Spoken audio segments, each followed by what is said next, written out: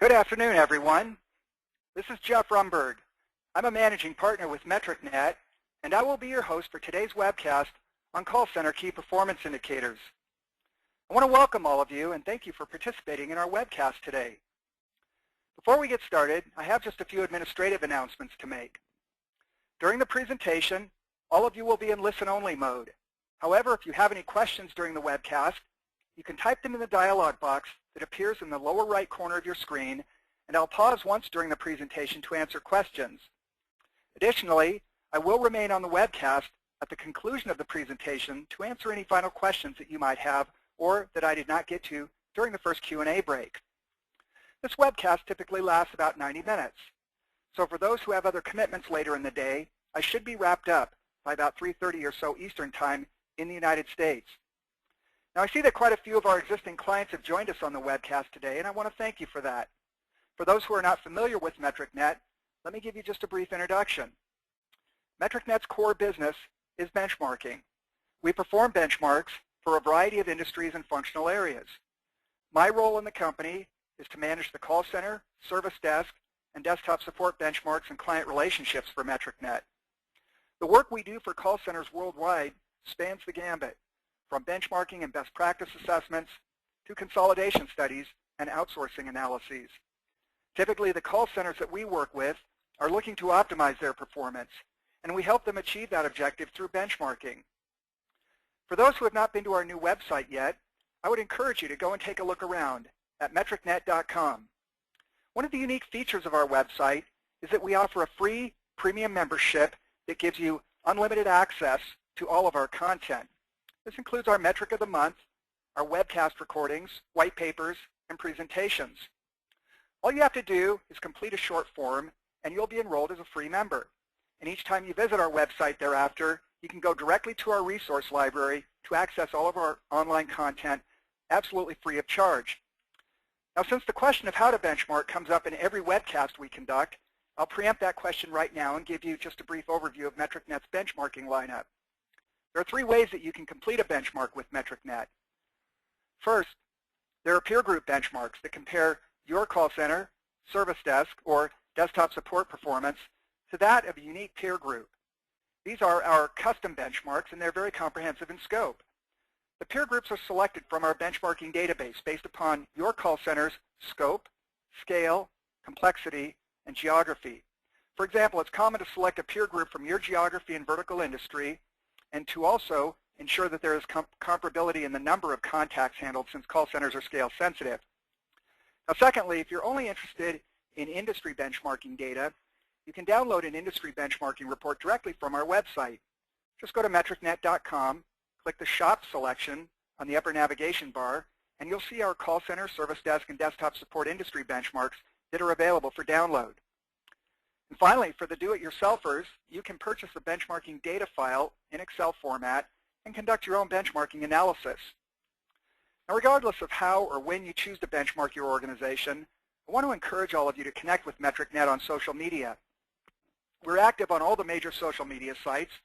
We put out a steady stream of posts, tweets, articles, discussions, and presentations that are designed to enrich the community of call center and IT support professionals, and to provide you with tools, insights, and information that you can use to enhance your professional careers. Now, for those who would like to follow us on Twitter during the webcast, use hashtag MetricNetLive to participate and share your thoughts, key points, questions, or just follow along. Now, one final note before we get started, and this is particularly important for those who wish to receive a copy of today's presentation. When you exit the webcast, a brief survey will pop up on your screen. Please be aware that only those who complete the survey will receive a copy of today's presentation. The survey provides us with valuable feedback on the webcast. It's only 3 questions long, and it takes about 15 seconds to complete. So if you would do us a favor and answer that survey at the end of the webcast, I'd be very grateful. And in return for that courtesy, I'll send you a copy of today's presentation. Okay, let's go ahead and get started. We've got 4 things on the agenda today. We're going to start with what I call the customer contact imperative. And here we're going to talk about the rising strategic importance of call centers and how call centers are now being used as a competitive advantage in companies worldwide. No longer are they considered simply an ancillary support function, but rather they are an opportunity to differentiate your company's products and services from those of the competition. So we're going to discuss that for a few minutes. Then I want to share very briefly with you our research methodology. Everything you see and hear today is empirical in nature, and by that I mean that the benchmarks that we have conducted over the years really inform the information and the frameworks and the models that we're going to be presenting today. I want to give you a little bit of background on how we collect that data, where it comes from, and how we've managed to turn that into an empirical model, in this particular case, on best practices for key performance indicators. Once we get through that section, and that will only take a few minutes as well, we're going to discuss our model for best practices around key performance indicators. This is a four-part model that looks at measurement, diagnosis, prescription, and action or implementation. This is where we'll spend most of our time today. And then I'm going to wrap up towards the end of our webcast with a call to action. I'm going to summarize what we've learned, and I'm going to give you 5 very specific things that you can do in the near term to realize benefits and gain some competitive advantage and gain an advantage from the insights that you've heard here today. So let's go ahead and get started with the customer contact imperative. Now, if you've been in the workforce for any time at all, you know that virtually every industry is in transition, and virtually every company faces, on a daily basis, increased pressure from a whole variety of different sources. Things like industry consolidation, regulatory pressure. Can you believe that the SOX regulations are now 12 years old? The emergence of virtual businesses is a relatively recent phenomenon. Customers expect one-stop shopping when they contact the call center. There are pressure from shareholders who want their piece of the pie, who want to see the share price go up. There are budgetary constraints on all of you who work in this environment. Customers are demanding increasingly. They're a moving target. Their expectations rise every time they contact your particular call center. And customers now have greater choice and leverage. They have a lot of choices that they didn't have before. Now, in the midst of this growing competition and this competitive landscape, companies are asking themselves, how and where can we gain a competitive edge? How and where can we create a competitive advantage? And increasingly, the answer is at the customer interface, with customer contact, whether it's through a live voice call, a chat, an email. This represents one of the last remaining opportunities for organizations to build a lasting and sustainable competitive advantage. So contact centers in general are becoming far more strategic. What we've seen is that your typical call center will have only 7 to 22 minutes per year of direct contact with their customers. If you think about your credit card company or your retail bank, your mortgage company or your insurance company, they might be ready to provide service 8,760 hours per year. That's how many hours there are in a year. Yet when they're only talking to you, they only have direct contact with you anywhere from 7 to 22 minutes per year. That's enormous leverage. Think about that. They're only talking to you, or you're only talking to your customers for 7 to 22 minutes a year, yet they expect on-demand 24/7 service 8,760 hours per year. So this is a high leverage opportunity.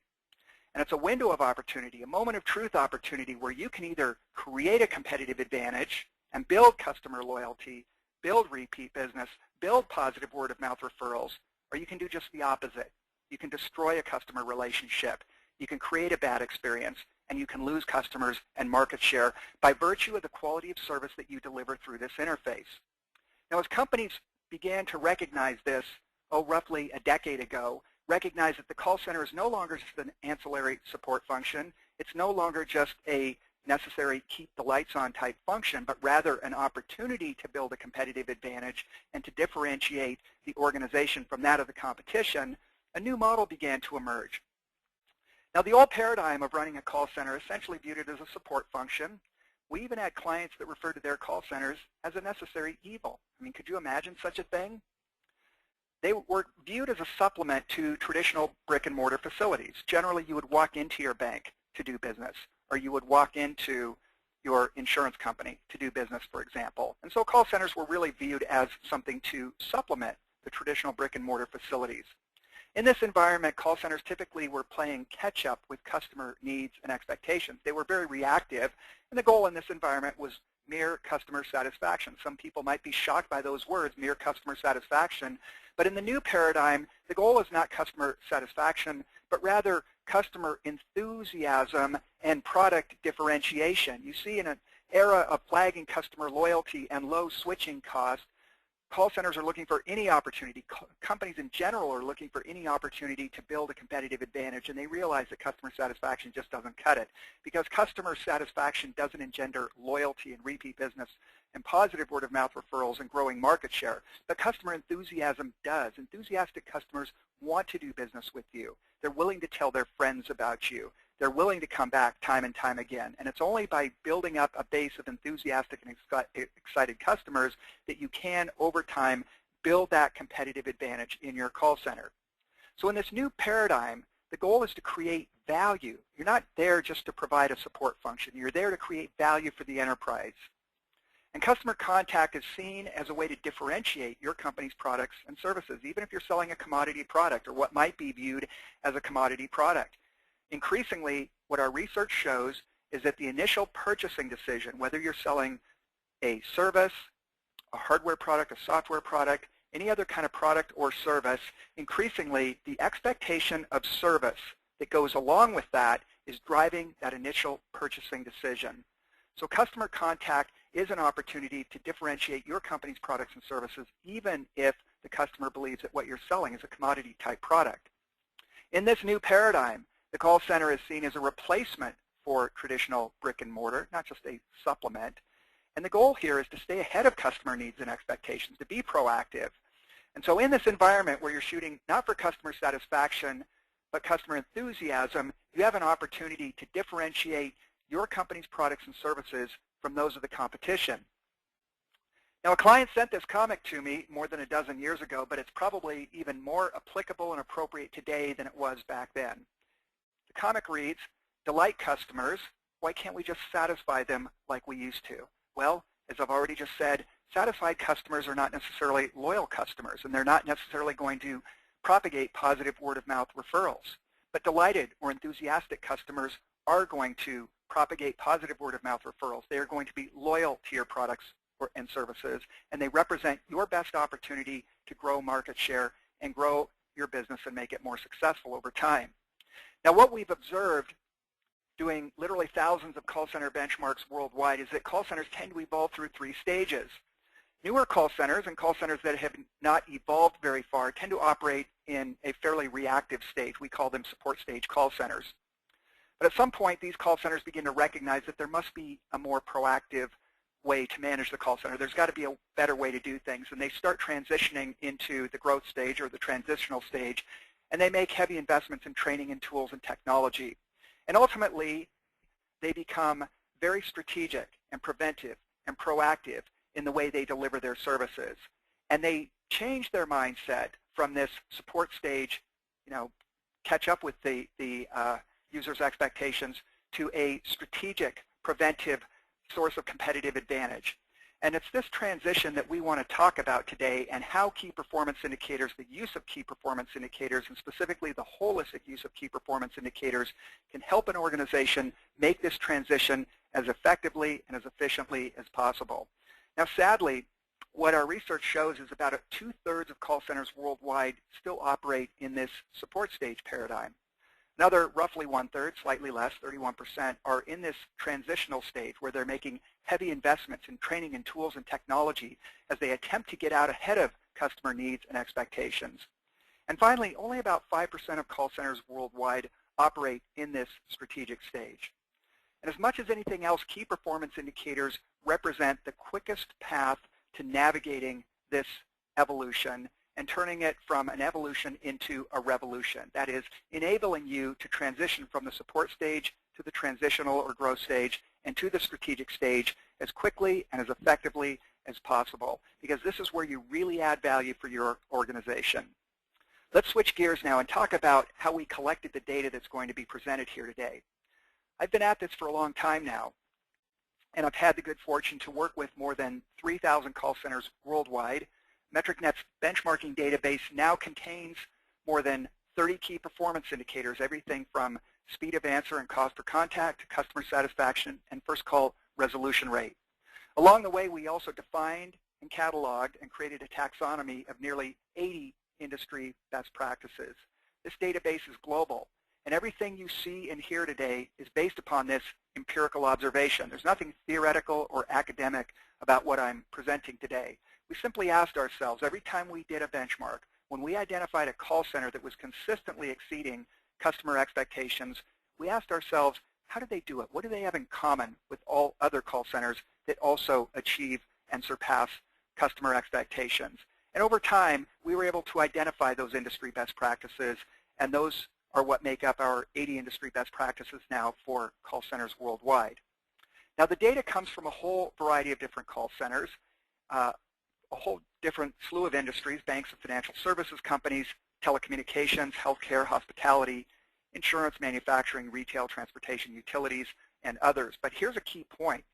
The industry best practices are largely independent of your vertical market. In fact, as you go from vertical market to vertical market, we have found that at least 80% of the industry's best practices carry over.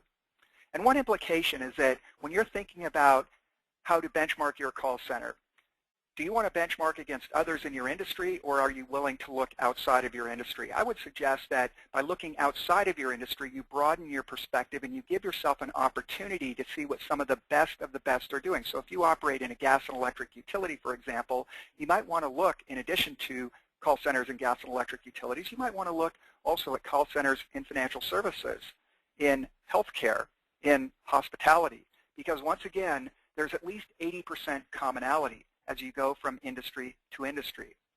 Now, throughout today's presentation, I'm going to use the term world-class call center on a number of occasions. And so it only makes sense to define what I mean by that right up front. There's 4 components of this definition. The first is that your call center will consistently exceed customer expectations, and this results in high levels of customer satisfaction and consistently high call quality scores. So the first component is a quality component. You're consistently exceeding customer expectations. The second component is a cost component. What this says is that you need to keep your cost per contact below the industry average level, and if you're in a revenue-generating call center like telemarketing and telesales or debt collections, that you generate revenue above the industry average level. So having high quality by itself is not good enough, because if you are spending too much money to achieve that high quality, you've not really done anything special. See, if you are not budget constrained, it's pretty easy to achieve high levels of quality. I can throw in all sorts of money at any call center in the world, and over time, their performance will improve. Now, by contrast, if quality is no objective, you can reduce your costs almost indefinitely, but you will be sacrificing quality as you do that. Another way of saying this is that cost and quality are in dynamic tension. They always will be. They always have been. This is a normal thing. The trick is to find that appropriate point of equilibrium, if you will, where you have balanced low cost with high quality. And I'm going to talk about that in a little bit more detail momentarily. But the first 2 components of our definition here are high customer satisfaction levels, cost below industry average levels, and then our definition gets a little bit more subjective. We like to see that the call center is following industry best practices. Now, the good news is that the industry best practices are pretty well defined and documented now. In fact, if you were on MetricNet's webcast last month, we gave you a shortened, 90-minute version of call center best practices. The full version is a 2-day workshop, but we presented what we could. We sort of skinnied it down and gave you the abbreviated version in 90 minutes. The good news is that these industry best practices are pretty well understood and well documented and defined now, so you don't have to go off and reinvent the wheel. You can simply identify these best practices and then implement them or adapt them within your own organization. The final component of our definition, and the most subjective component, is that every transaction has to add value. It's got to produce a positive customer experience. It's got to result in improved customer loyalty. And it's got to create positive brand awareness and switching costs. So these are the 4 components of our definition. When we talk about a world-class call center, these are the 4 criteria that we're referring to. Now, graphically, I can explain it this way. If you look at a 2-dimensional chart where we've got cost per contact on the x-axis and customer satisfaction or quality on the y-axis, when we map our benchmarking data on a chart like this, we get a locus of points that looks like this. These blue circles here represent data points.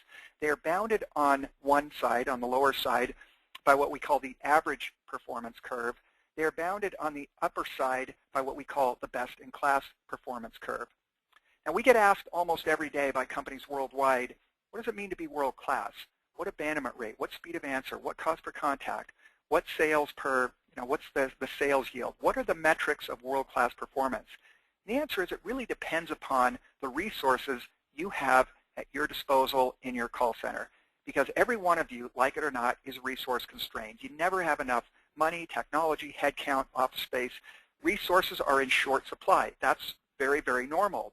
But we've seen call centers that are literally spending $2 or $3 a call, and they manage to eke out a pretty good level of customer satisfaction given their limited resources. In other words, they're achieving the best possible result with the limited resources they have. We would consider that to be a world-class call center if they are optimized, meaning that they are achieving the best result with their resources. By contrast, we've worked with call centers that are spending $100, $200, $300 per contact.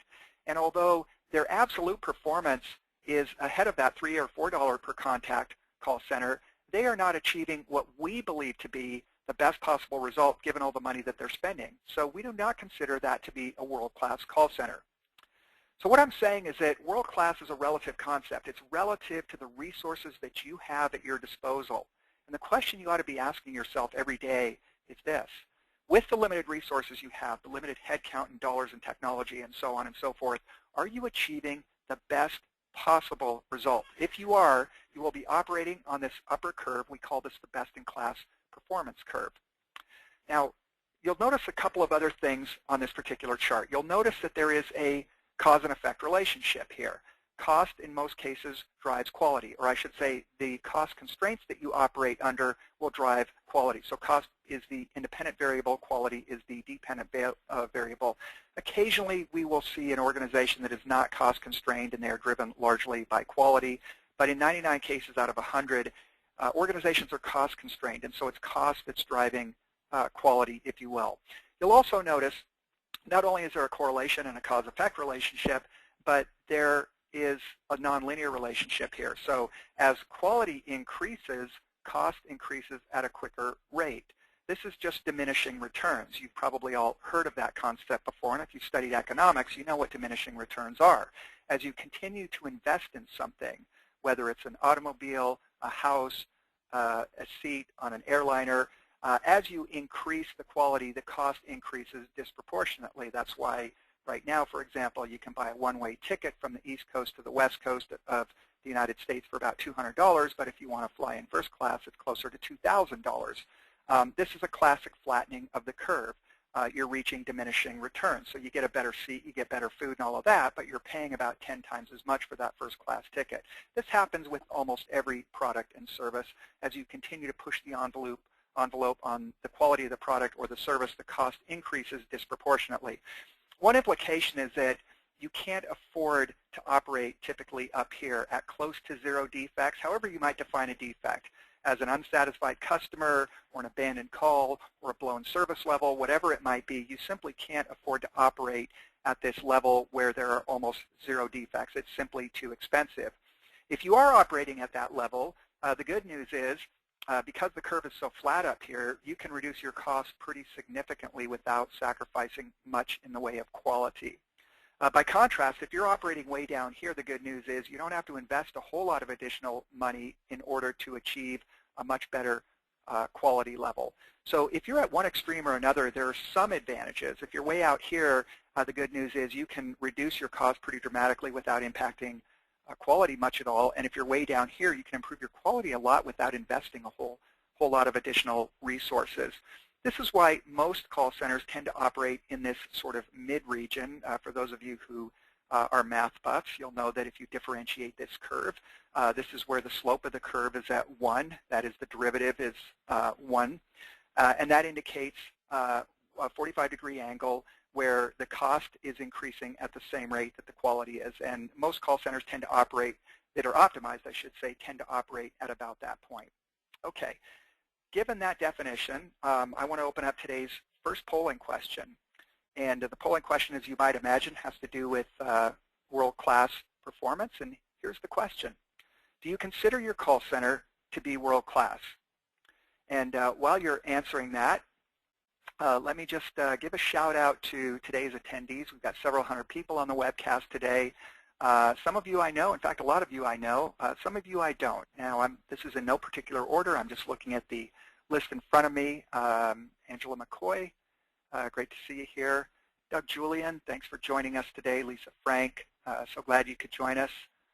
Philip Nichols, great to see you here. Rob Linebaugh, good to have you. Sarah Fraker, great to see you. Simon Martin, good to have you here. Okay, it looks like almost all of you have weighed in on this first question. Do you consider your call center to be world-class?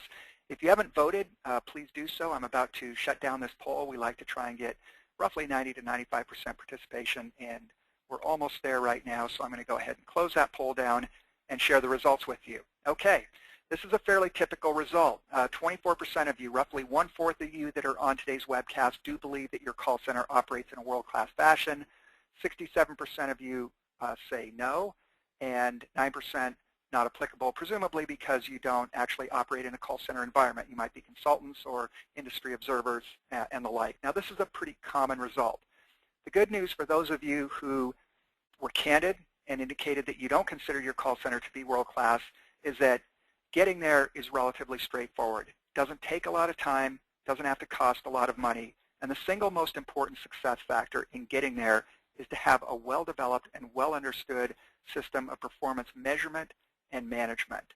And that's why we're presenting on today's topic of key performance indicators and unleashing the enormous power of call center key performance indicators, is because this is the single most important success factor in maturing your call center and going from average performance to world-class performance. So for those of you that don't yet believe you're at world-class levels of performance, take heart. And take some words of encouragement from me. You can get there fairly quickly, and it's not a difficult path at all. It requires a bit of focus and effort, but it's not something that's by any stretch of the imagination out of reach.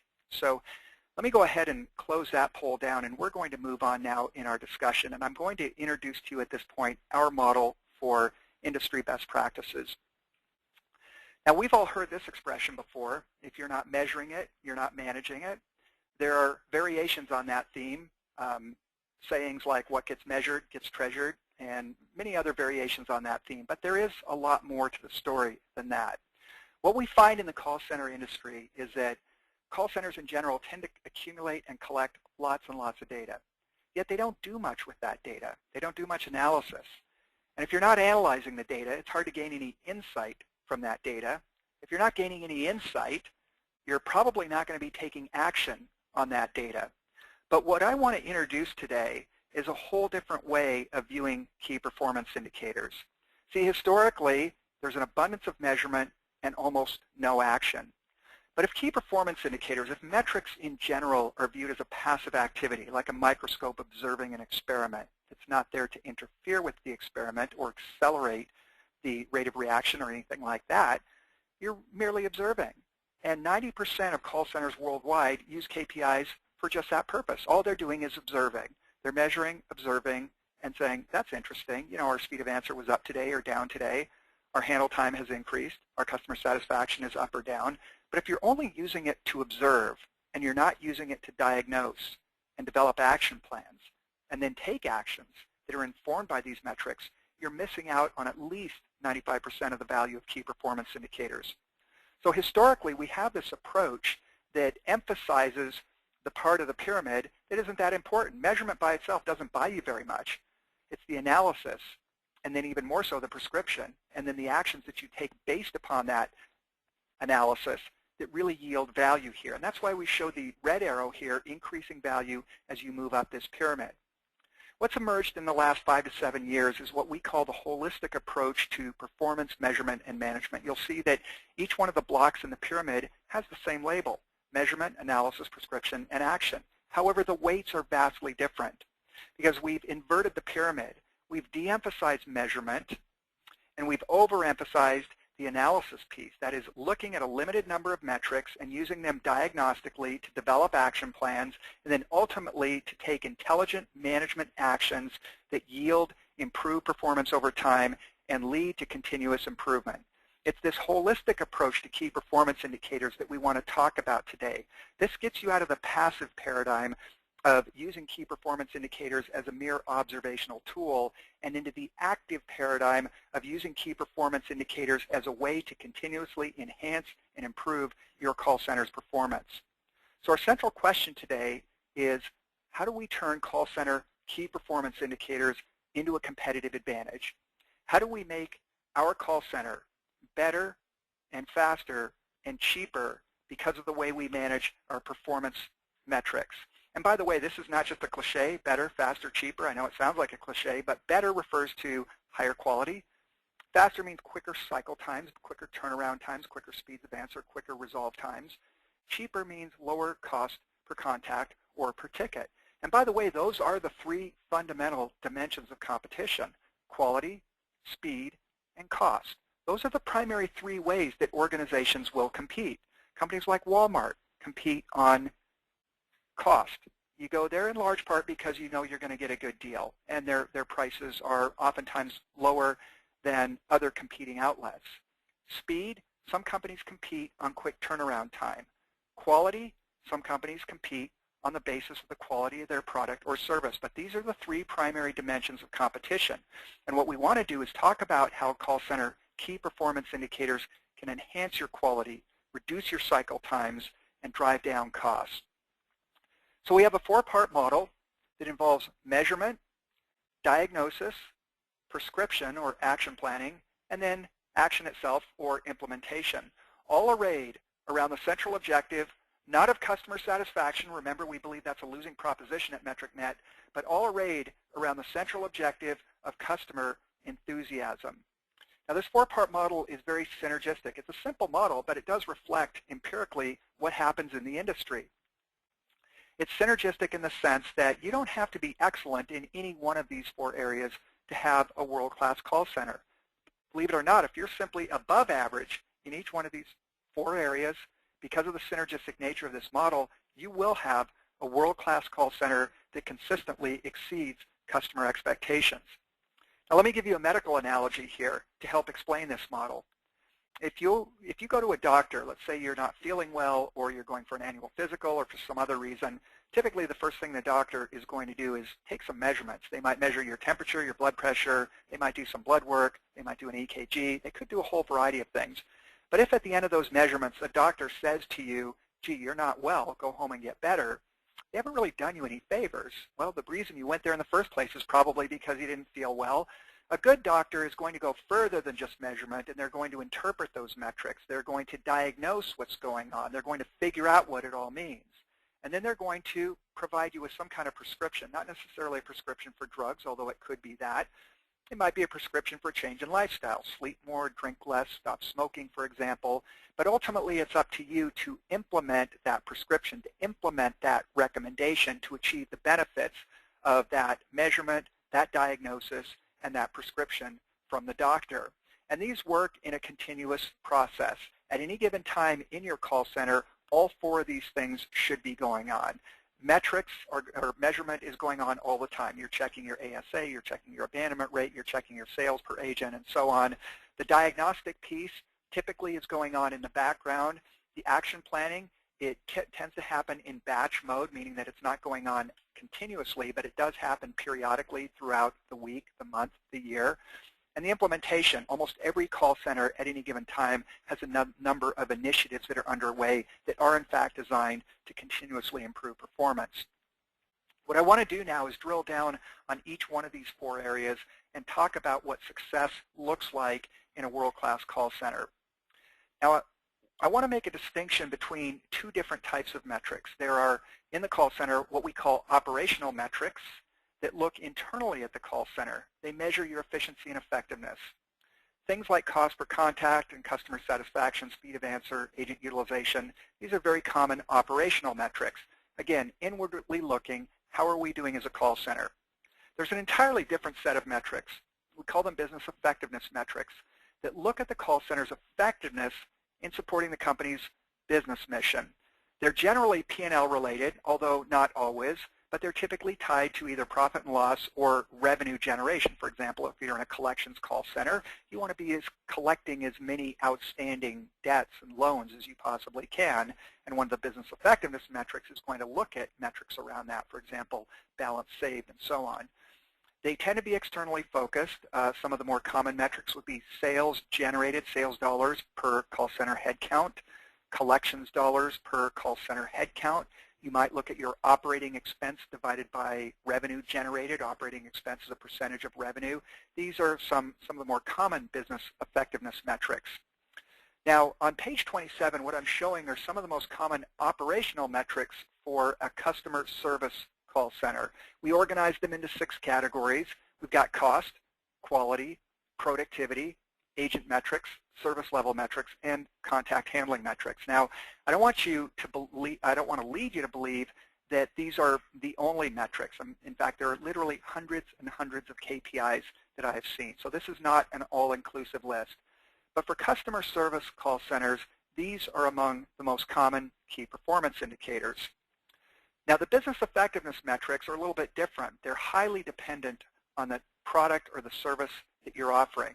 There is no standard set of metrics. Chances are when you saw the operational metrics, you saw a lot of metrics that you are familiar with. By contrast, for business effectiveness, there really is no standard set of metrics. They're often related to product sales, retention of customers, revenue generation and recovery, but there is a lot of room for creativity in terms of how you define the metrics here.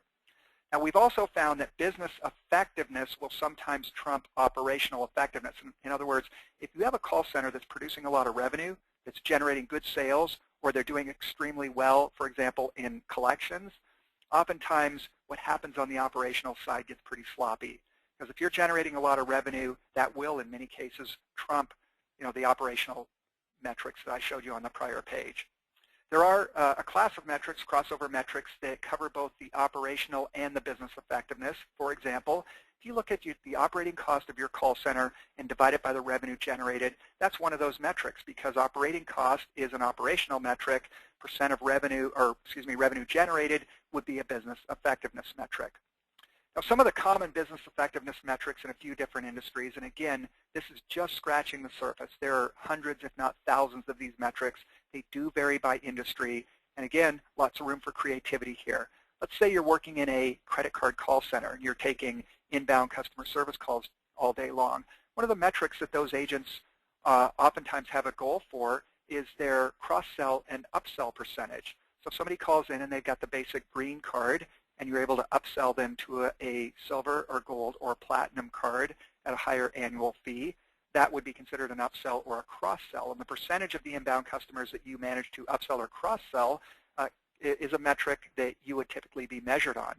For customers who are behind on their payments, let's say they've got an outstanding balance and they didn't even make the minimum payment last month, if you can establish a payment plan with them, oftentimes that would be a metric that is used to measure the effectiveness of an individual agent in a credit card call center. If you work in collections, there's a metric called ABS, or average balance saved. Let's say that you're given $1 million portfolio of outstanding loans that are in arrears, and you're able to recover $500,000 of that. That would be 50% ABS. You've recovered 50% of the outstanding balance. There's also an interesting metric called promises kept, which looks at when a customer says, I promise to send you $100 by Friday, or I promise to make a $500 payment by next Monday. If they keep that promise, that is a promise kept. If they don't keep that promise, it's a promise unkept. The interesting thing is that from agent to agent within a collections call center, that metric varies dramatically.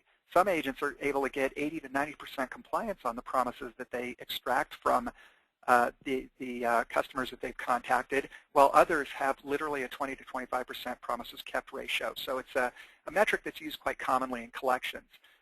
Cable television, like say Cox Communications or Comcast or one of those, oftentimes the number of appointments scheduled by a call center representative would be a metric that they are judged against or compared to. Product count for new accounts, let's say you set up a new account and they originally call just to get cable television, but by the time the call's over, they've also got your internet service, they've got the sports channel, they've got movies on demand, and they've got 3 or 4 products now instead of just one product. So to the extent that you can penetrate more deeply into that, what's called wallet share or product share, the more products you can sell per customer, the better. So these are some fairly common business effectiveness metrics that are used in the call center environment. But again, they vary oftentimes depending upon the type of industry that you're in. Now I want to get back to those operational metrics that I showed you a couple pages back. We've got this big ugly list here, more than 20, I think it's 25 or 26 key performance indicators that are shown on this page. And this really just cries out, this is really a symptom of what I spoke about earlier, way too much measurement, not enough action. What we want to do is go for the less is more, find the 80-20 rule when it comes to those key performance indicators.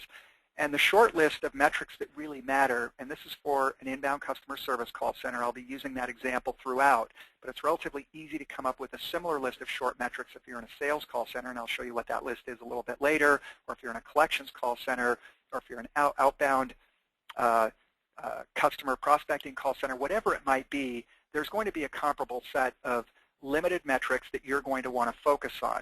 So when it comes to KPIs, one of the key principles you've got to keep in mind is that less is more, and the 80-20 rule does apply when it comes to key performance indicators.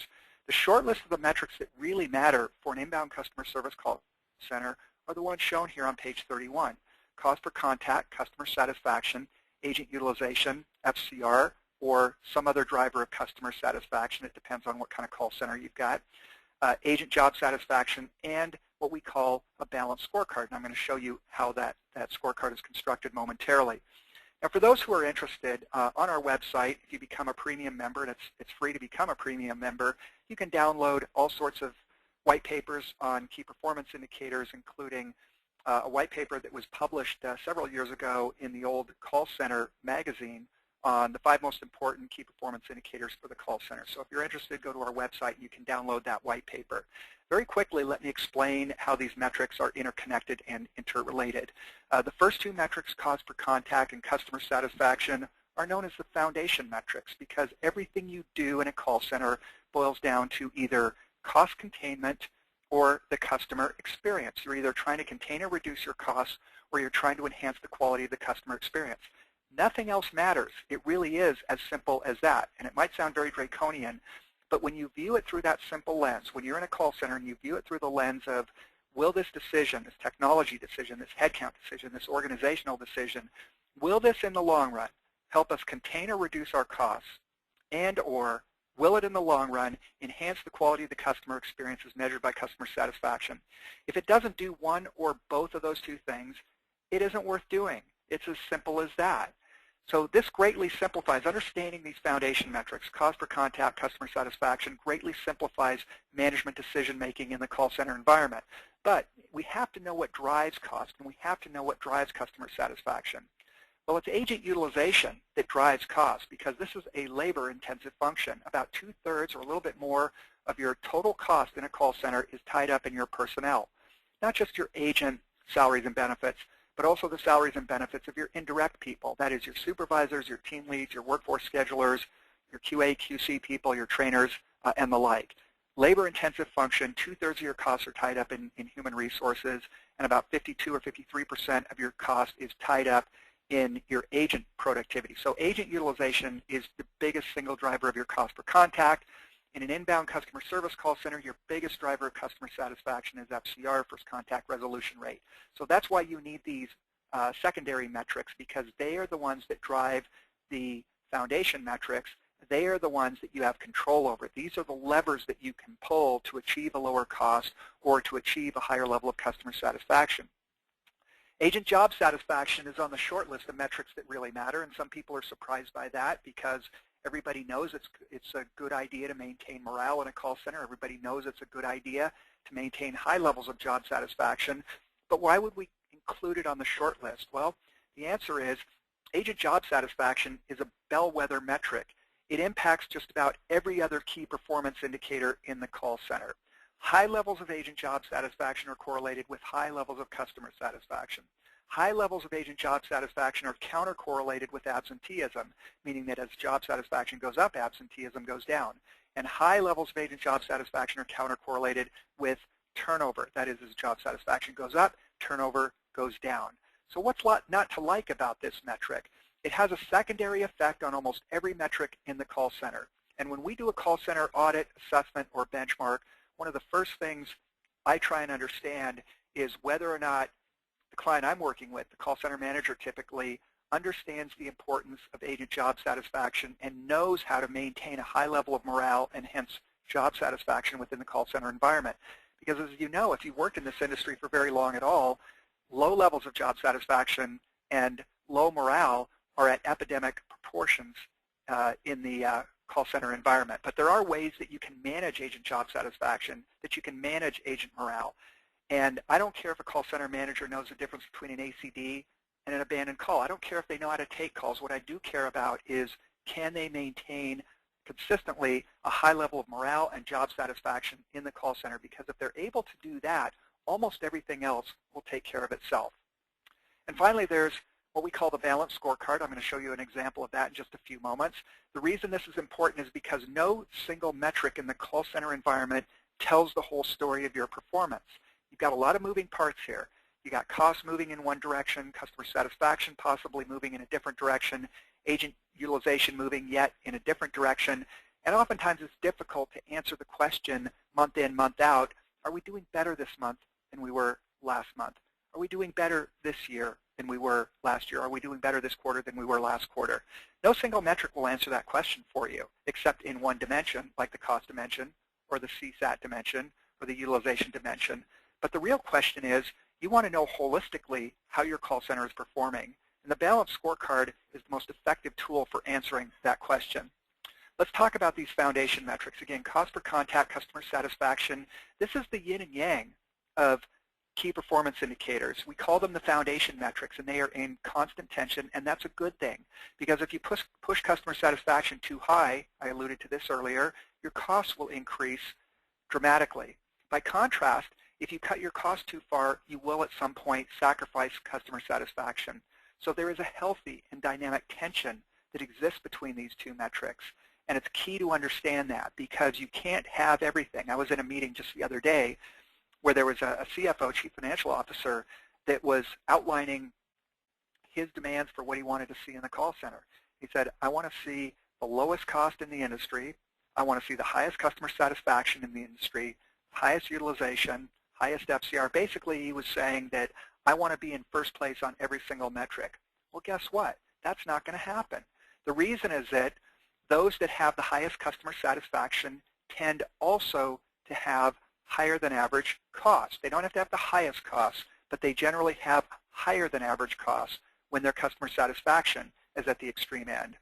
Likewise, he was saying that he wanted the best service levels. He wanted a 10-second ASA. He wanted a 2% abandonment rate. He wanted a 90% calls answered within 30 seconds. And that drives up your costs. If you've ever worked in workforce scheduling, you know that when you get more aggressive on service levels, you have to add headcount to answer the calls more quickly, keep the speed of answer down, keep the abandonment rate down. And so what this person did not understand was that these metrics represent a trade-off, and they are all interconnected and interrelated, and nothing comes for free. If you keep reducing your costs, you will sacrifice customer satisfaction. If you keep driving up your customer satisfaction, you will increase your cost at some point. And if you push your service levels, if you get too aggressive on those, your costs will go up with probability 1. There's no ifs, ands, or buts about that. But let's look at the relationship between these two metrics of cost and customer satisfaction. On page 33, I'm showing a two-dimensional chart. On the x-axis, we show cost per contact. Now, the direction here is counterintuitive. We show lower cost on the right, higher cost on the left. Normally, those directions are reversed. But for the purpose of this chart, as you move to the right, you go to lower cost. As you move to the left, you get higher cost. Now, the y-axis is more intuitive. We have lower quality down below. We have higher quality up above. So as you move up the y-axis, this represents higher quality. Now, we've divided this into 4 quadrants, and we've shown some data points on here for the most recent 150 call center benchmarks that we've completed. The white diamonds represent data points. The upper right-hand quadrant would be the quadrant where you are both efficient and effective, meaning that your costs are low and your quality is high. If you're in this lower right quadrant, it means that your costs are low, but your quality is also low. So you're efficient, but you're not very effective. If you're in the upper left-hand quadrant, your quality is good, you're effective, but you're not very efficient because your costs are high. And if you're in this lower right left-hand quadrant, you've got the worst of everything. You've got high costs and low quality. Regardless of where you are on this chart, it's always desirable to be thinking about how you move up and to the right over time. How do you continuously reduce your costs, that is, contain your costs over time, and how do you continuously improve the quality of service that you deliver? If you're optimized, you will end up on this outer curve. And you saw this curve earlier when I showed you the relationship between cost and quality on a chart where this x-axis was reversed. Low cost on the left, high cost on the right. So if you just flip this around, you'll notice that upper curve, which we call the world-class or the best practices or best-in-class performance curve. If you're operating out here on this outer perimeter, you are optimized. You have achieved the best possible result with the resources you have. Sometimes that means you have an extremely low-cost call center with quality slightly above this average line here. In some cases, it might mean that you have an extremely high-quality call center, very high levels of customer satisfaction with cost just a little bit below the average cost per contact, which is the vertical line running through here. So think about the trade-off between cost and quality. Recognize that they are in dynamic tension, but be thinking about the fact that you always want to be migrating up and to the right on this chart. Reduce your costs over time, improve the quality of service over time. What about this balanced scorecard that I've been raving about? Well, let me show you an example of that here on page 35. This particular example of a scorecard would again be for an inbound customer service call center. We've included 6 metrics in the scorecard. They are among the most important metrics for an inbound customer service call center. We've got cost per contact, customer satisfaction, agent utilization, FCR, agent satisfaction, and speed of answer. You can see the weightings that we put on each metric in this column here, second from the left. Of course, these have to add to 100%. You can see that we've overweighted cost and customer satisfaction. Those are the 2 most important metrics, and collectively they get 50% of the weight. Agent utilization a little bit less, FCR gets 15%, agent job satisfaction, because we consider it to be so important, gets 20% on this scorecard, and then ASA, a relatively unimportant metric, as you'll soon see, gets only about 5% of the weighting. We then show for a representative peer group, and this is important. When you set up your own scorecard, it's important to get a representative peer group in these 2 columns. You want to show the worst case performance in this column, 3rd column from the left, and the best case performance in the 4th column from the left. So this would represent for a typical peer group that you would compete against, what is the worst performer, what is the best performer. You would then put your own performance in the 3rd column from the right, your actual performance, and you can calculate a metric score for each one of the 6 metrics using this interpolation formula. You take the worst case, you subtract your actual performance, that's the numerator of our ratio. The denominator is the worst case minus the best case, or the range. So this metric score will range between 0 and 100%. It'll be 0 if you have the worst score in the benchmark. It'll be 100 if you have the best score in the benchmark. The higher scores indicate that you're much closer to the high end of the performance than you are the low end of the performance. That's what a linear interpolation is.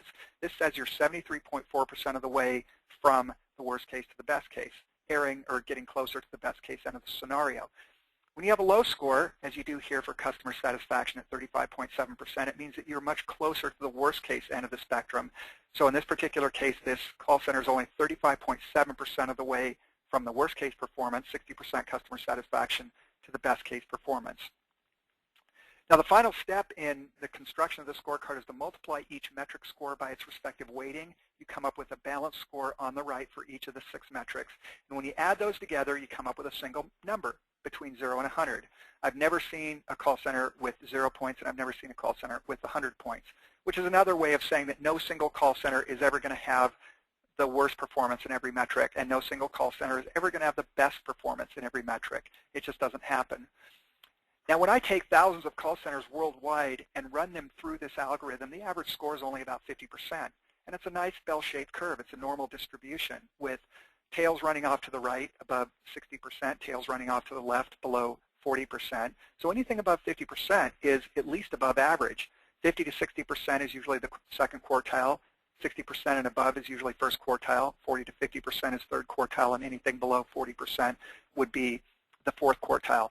Now, what we've done here is quite interesting because we've taken metrics, a disparate set of metrics with units of dollars and percent and seconds, and we've normalized them, aggregated them, and rolled them into a single overall measure of performance that we can now use to compare to other call centers.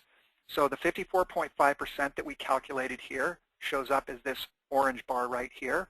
in this particular peer group, about 150 call centers. The average score was 50.2%. This orange line going across here represents the average score. The low score was 12.6%. The high score was in excess of 87%. But you can see what the distribution looks like. And the balanced score enables you to compare fairly and accurately and on a level playing field, compare your overall performance to that of other call centers. It is also a great way to track and trend your overall performance over time. What I'm showing here on page 37 is data from a client of ours from the year 2012. The blue bars represent their monthly score. They updated their scorecard every month for 12 months. The purple background represents the trailing 12-month average. And as you can see, the trend was clearly in the right direction. They started the year with a balanced score of a little less than 60%, which is not a bad score. And they ended the year with a score that was pushing 80%. That's pretty significant improvement. The last thing that the balanced scorecard does for you is that it enables you to communicate with the lay audience, that is, individuals who may not be terribly familiar with call center metrics. They can understand this single metric here. They can relate to this. And when you tell them, hey, our overall score has gone from 59% in January to 77% or 78% in December, they can relate to that. So this is a great tool for comparing to other call centers, for tracking and trending your performance, and for communicating to a layperson who may not be familiar with call center metrics how you're performing overall. And it definitively answers the question, when you trend it over time, are we better off this month than we were last month? Are we better off this quarter than we were last quarter? And are we doing better this year than we were last year? If this number is going up, the answer is yes. If this number is going down, the answer is no. Finally, even though I've sort of discounted the importance of using metrics to track and trend, let's not forget that that is one of their primary purposes. And one of the first things I look for when I do a call center audit or assessment or a benchmark is I look to see if the call center has posted their performance metrics, charts, if you will, diagrams, in an obvious location where everybody can see it. Not just those who work in the call center, but anybody who happens to come by the call center can see it as well. This is an important cultural characteristic because it communicates the fact that performance is important and performance is everybody's responsibility, and good, bad, or indifferent, we're willing to tell people how we're performing. So let's not forget that even though I've kind of discounted this part of KPIs, this is one of the primary purposes of having a set of performance metrics, is so that you can track and trend your performance over time. Okay, so we've talked about metrics. Less is more. Two different types of metrics, the operational metrics, which are internal looking, and the business effectiveness metrics, which relate to how well you support the business mission of your organization. Let's now turn to the diagnostic function of key performance indicators, and we're going to look at the three metrics we haven't looked at so far. We've already looked at the balance score. We've looked at cost per contact and customer sat, the two foundation metrics. We're now going to take a closer look at utilization, FCR, and agent job satisfaction. And we're going to use a benchmarking case study to go through this part of the analysis. Now, most of you are probably familiar with benchmarking. It involves comparing your call center to a comparable peer group. You compare things like speed of answer and cost per call, first contact resolution rate, customer satisfaction, and the like. But the more important piece of benchmarking is this, is understanding how the better performers in your peer group achieve a better level of performance. What is it that they do? You see, given enough time, any call center can improve its performance. Any call center can eventually achieve world-class performance.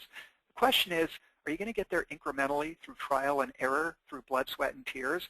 Or are you going to build upon the industry's proven best practices and improve your performance not at an evolutionary pace, but at a revolutionary pace? That's the real value of benchmarking. It says that you don't have to reinvent the wheel. You don't have to improve incrementally through trial and error.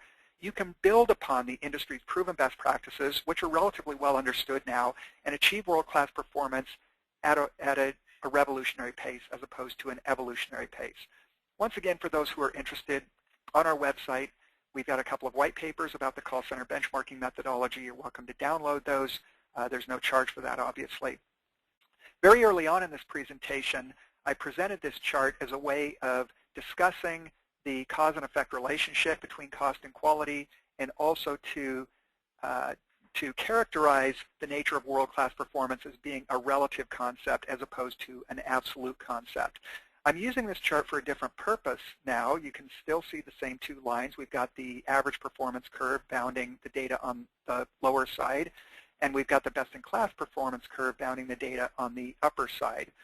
Now, for a call center that is not optimized, meaning that you're not operating on this upper curve, what benchmarking enables you to do is move from some average performance level to a world-class or a best-in-class performance level.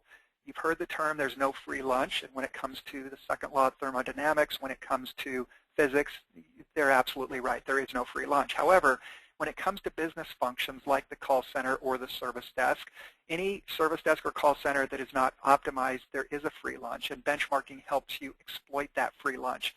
Benchmarking identifies costs that can be eliminated in a call center, and it identifies ways that you can improve the quality of service. So benchmarking enables you to take advantage of this free lunch and move from this average performance curve to this best-in-class performance curve, reduce your cost, improve the quality of your service simultaneously. And that brings us to our next two polling questions. Those two polling questions you could probably anticipate have to do with benchmarking. So let me open up the next polling question and launch that. The question is this: have you benchmarked your call center within the past year? Have you benchmarked within the past year? Again, let me thank all of you for joining our webcast today. We've got another half hour to go here before we wrap up. But I wanted to acknowledge that we have individuals dialed into this webcast from almost 20 different countries. I want to say a special thank you to those of you in Australia, Japan, Singapore, Malaysia, Thailand, Vietnam, and elsewhere who are up in the middle of the night watching this webcast. I really appreciate that. Even those of you in India, in Eastern Europe, Hungary, for example, it's getting pretty late in Hungary, and I think it's probably getting close to midnight in India. So we've got people from all time zones that are dialed into today's webcast, and I just want to say thanks. It means a lot to me that you took time out of your busy schedules or time out of the middle of the night, sacrificing sleep, to participate in our webcast here today. Okay, almost 90% of you have weighed in on this. I'll give you another couple of seconds here to vote, and then I'll share these results with you. And here they are. Okay, have you benchmarked your call center within the past year? 29% have. That's a pretty good number. That's the highest I've ever seen it. 55% have not benchmarked their call center within the past year. Okay, interesting. So 29 yes, 55 no. Let me go to the next and related question, which is this: do you plan to benchmark your call center in the future? You got 5 choices here. Yes, within the next 90 days. Yes, within the next 6 months. Yes, within the next year. No plans to benchmark at this time, or not applicable. If you're not affiliated with a call center, you might answer not applicable. Okay, we're getting good response here. We're already up over 60%, so if you haven't weighed in on this poll, please do so. Do you plan to benchmark your call center in the future? Okay. We're almost at 90%. Give you another few seconds here to weigh in on this, if you will. Do you plan to benchmark your call center in the future? Please answer the question, and then I'll close the poll down and show you what those results look like. Do you plan to benchmark your call center in the future?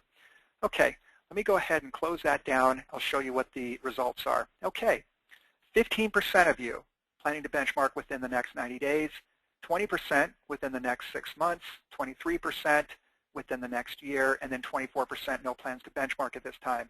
Now recall from the last poll, 29% indicated that they had benchmarked within the last year, and 55% indicated that they had not benchmarked within the last year. Isn't it interesting that 24% have no plans to benchmark at this time? My hope is that that's the same, or it's mostly coincident, if you will, or overlapping with the 29% from the last poll that said they had benchmarked within the last year. So if you benchmarked within the last year, you might not feel the need to benchmark again this soon. But the remaining metrics, 20 and 23, gets us to 43 plus 15, 68%. 68% who responded here are planning to benchmark within the next 90 days, 6 months, or 1 year. And that roughly corresponds to the 55% from the prior poll of those who had not benchmarked within the past year. So my hope is that those that are planning to benchmark within the next year are the ones that haven't benchmarked within the past year. And I want to, again, offer several words of encouragement here, which is that benchmarking, I think you will find, is probably one of the single most effective investments that you can make in a call center. It greatly collapses the time and accelerates the path to world-class performance. It doesn't cost a lot of money. It doesn't take a lot of time, but it does allow you to achieve, as I mentioned earlier, world-class performance at a revolutionary pace by bypassing all the trial and error that typifies most improvement initiatives and enabling you to build upon the industry's proven best practices so that you can achieve world-class performance, not in months or years, but in weeks. So thank you for participating in that poll. I'm going to go ahead and close this down, and we're going to move on now in our best practices discussion. What I'm showing here is some benchmarking data from a technical support call center that we did some benchmarking with a couple of years ago. Technical support call center is the same thing as a service desk or a help desk.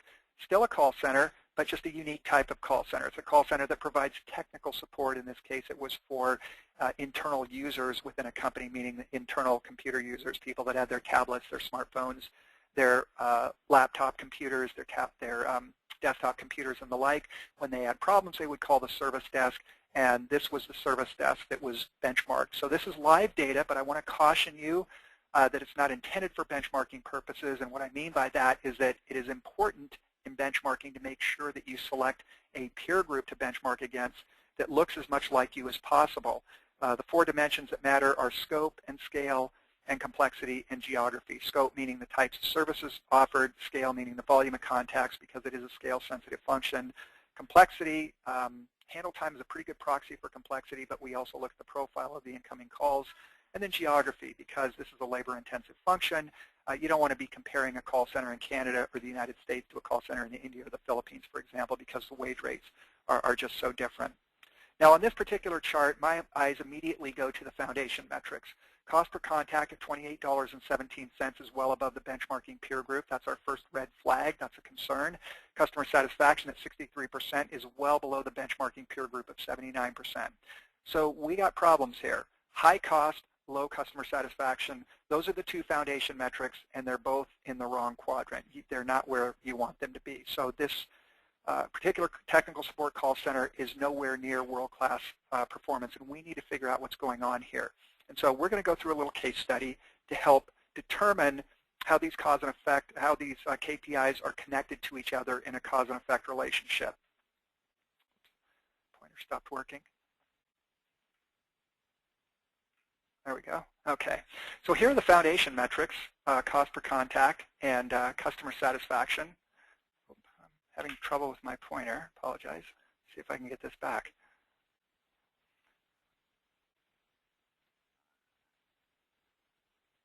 Okay. Cost per contact, customer satisfaction, they are driven respectively by agent utilization and first contact resolution rate. And again, this is an inbound contact center providing a customer service in a technical support environment. How do we know that utilization drives cost and FCR drives customer satisfaction?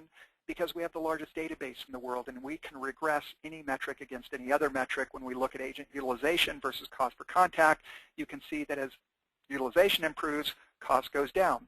The slope here is about 1 to 2, meaning that every 1 percentage point, or excuse me, every 2 percentage point increase in utilization produces a 1 percentage point drop in cost. The reason for that is that agent salaries and benefits represent about 50% of the total cost of a call center. So it takes a 2 percentage point improvement in utilization to yield a 1 percentage point decrease in cost, and that's the slope that you're seeing here. Blue diamonds are data points, red line, linear regression through the data. The way we define utilization is we look at PI time, phone in ear time, divided by total time available at work.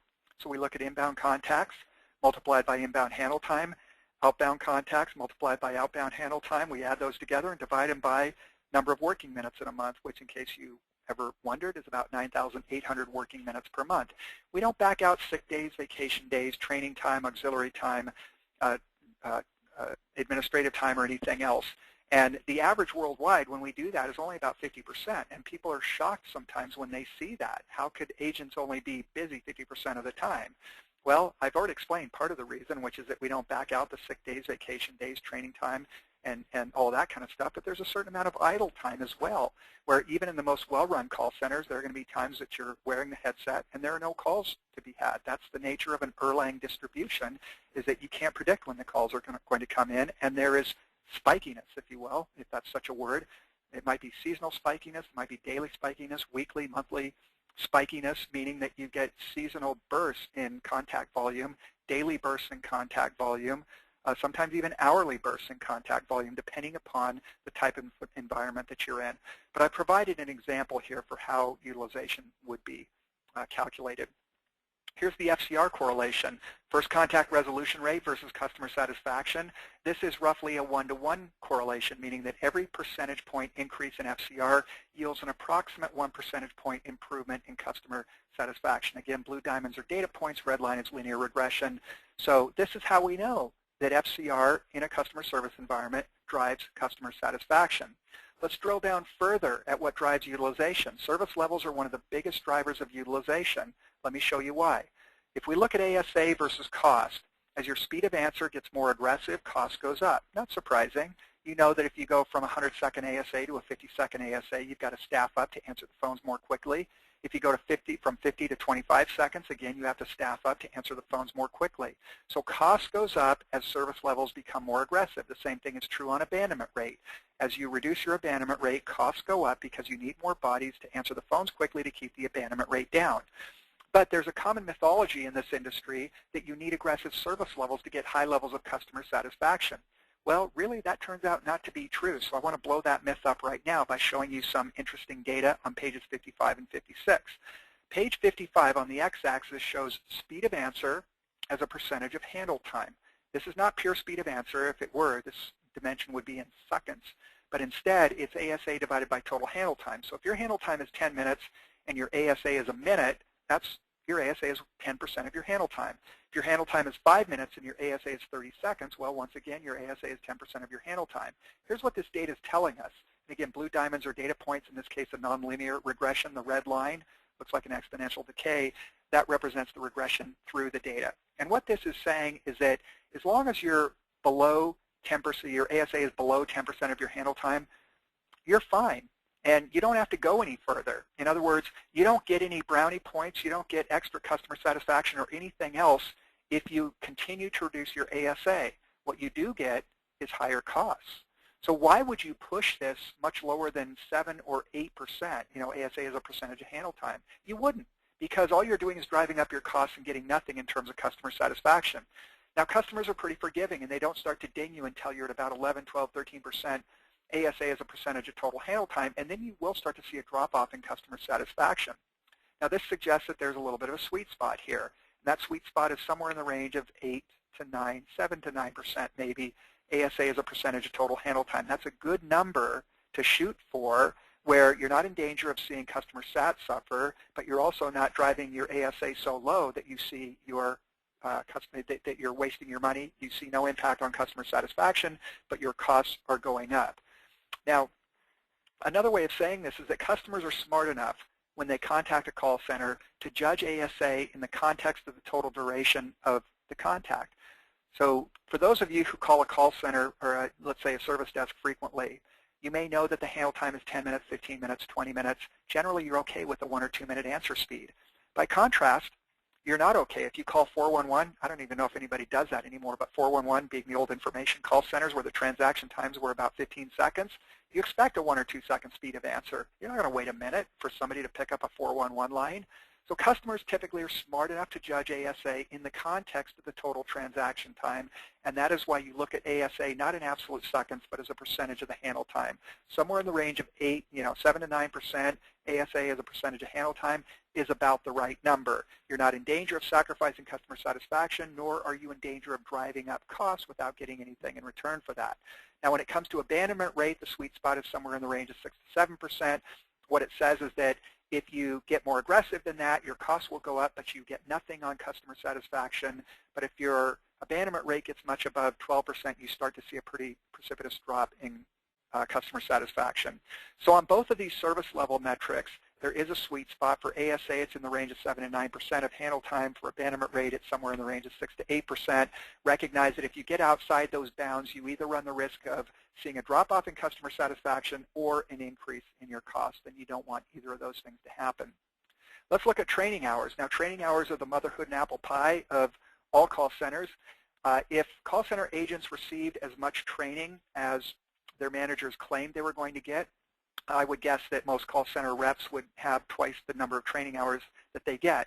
Another way of saying this, and I'm not trying to be cynical or facetious here, What I am saying, though, is that very few call centers walk the walk. They talk the talk. They talk a good game about training and the importance of training and the importance of continued training and on and on and on, but very few call centers actually fulfill that obligation of theirs. So although it's a motherhood and apple pie issue, everybody agrees that training is a good thing, it has real value. Let's look at how it drives FCR. If we look at new agent training hours versus first contact resolution rate, as the number of new agent training hours increases, so too does the first contact resolution rate. Why do we care about that? Well, because FCR drives customer satisfaction. Look at annual training hours. These are the amount of hours of training annually that agents get after their initial training. You can see that as the number of annual training hours increases, so too does the first contact resolution rate. All these blue diamonds here on the y-axis, these represent call centers that do not provide any ongoing training for their agents after the initial training. So agent training does have value. It improves FCR, and that in turn drives customer satisfaction.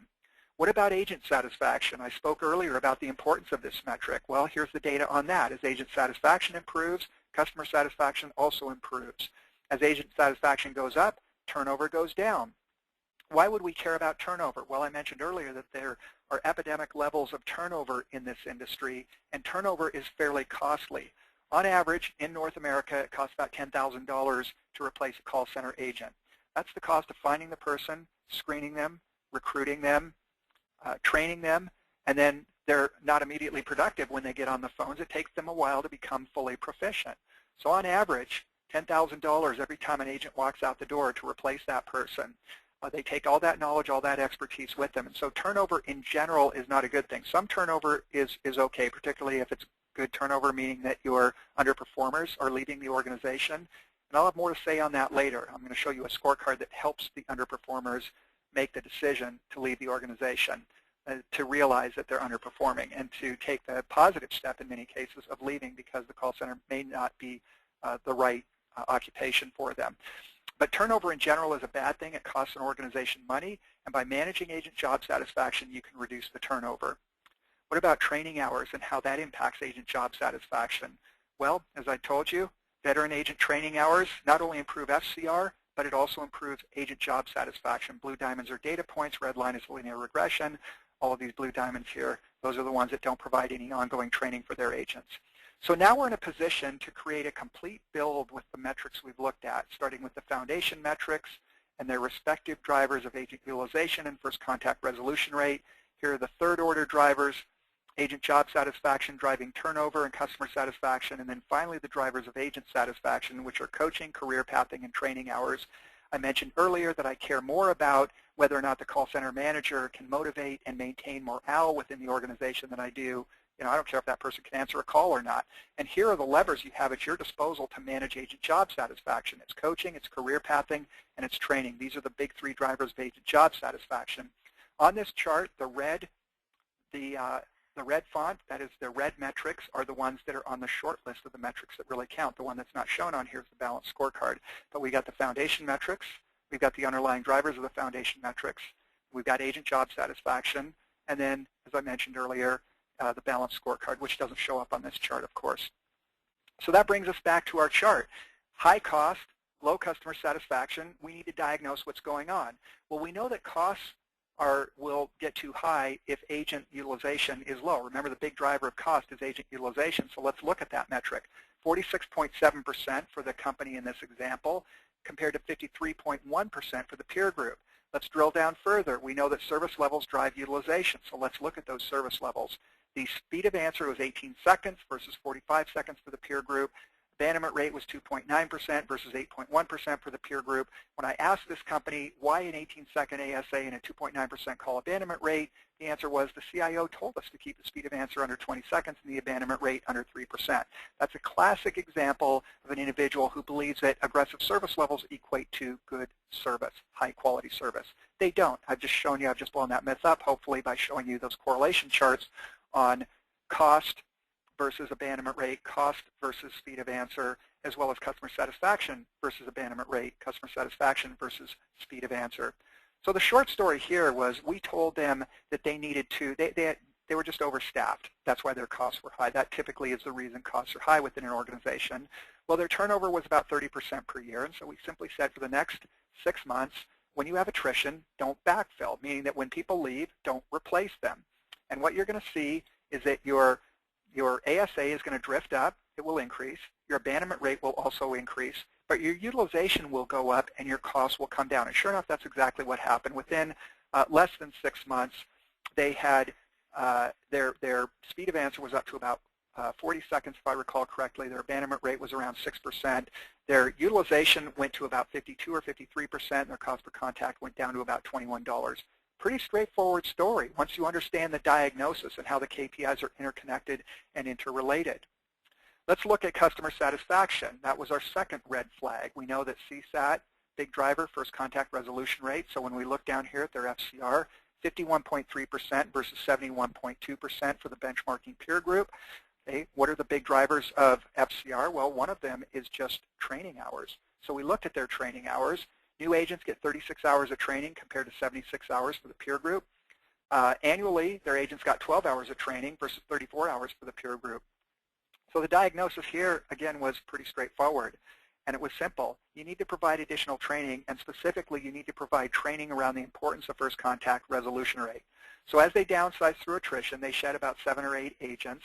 They provided additional training for both new agents, anybody who came on board after this initial attrition period, as well as their ongoing agents, and they specifically developed training modules around first contact resolution rate, the importance of FCR. New agent training hours, they bumped up to 120. Annual agent training hours went to 40. And again, within a 6-month period of time, they had improved their first contact resolution rate to almost 80%, and their customer satisfaction number was at almost 85%. So if you understand this cause and effect relationship diagram, how the KPIs are interconnected and interrelated, if you understand this linkage, it gives you a great deal of power because it allows you to pull the levers that you need to pull to achieve desired outcomes. If you want to improve cost, you got to improve your utilization. Sometimes it means you have to change your service levels. If you want to drive a higher level of customer satisfaction, you've got to improve your first contact resolution rate. And in some cases, you've also got to work on improving agent job satisfaction. So this is a very powerful diagram, understanding the cause and effect relationship, understanding this linkage, understanding which KPIs drive which other KPIs is enormously powerful because it helps you understand why certain cost gaps exist, and hence what you need to do in order to improve your performance in those areas. Let me show you 4 additional correlation charts. On this particular chart, page 67, I'm showing annual agent compensation versus ABS, average balance saved. That's a metric I defined earlier. Now, the blue diamonds here are data points. The red line is a nonlinear regression that goes through that data. Now, here's one of the takeaways from this. If you bring in collections agents at $30,000 a year and you give them $1 million portfolio, on average they're going to recover about 60% of that, or $600,000. By contrast, if I go out and I hire $40,000 a year agents, they're going to recover about 70% of that portfolio, or $700,000. To me, that sounds like a pretty good deal. I pay an extra $10,000 for an agent, but I get an extra $100,000 collected by that agent. And this gets to something in the industry called the wage rate paradox, which is that oftentimes as you increase wages of your agents, you actually see an overall reduction in cost per contact or an overall improvement in the business metrics, and that's what you're seeing here. So the wage rate paradox is this. If you go out and hire the least expensive agents you can possibly find, you will end up with a high-cost solution and a low-revenue solution. By contrast, if you're willing to invest a little bit in more experienced, better trained, better educated agents, in many cases your cost per contact actually comes down and your revenue generated goes up. So don't immediately think that low-cost agents are a good deal. In fact, it's just the opposite. Typically, when you're willing to invest a little bit more in more experienced, better educated, more qualified agents, you get a better business result, and that's what this chart is showing. Now, if we look at annual compensation versus operating cost divided by revenue, we get the same paradox.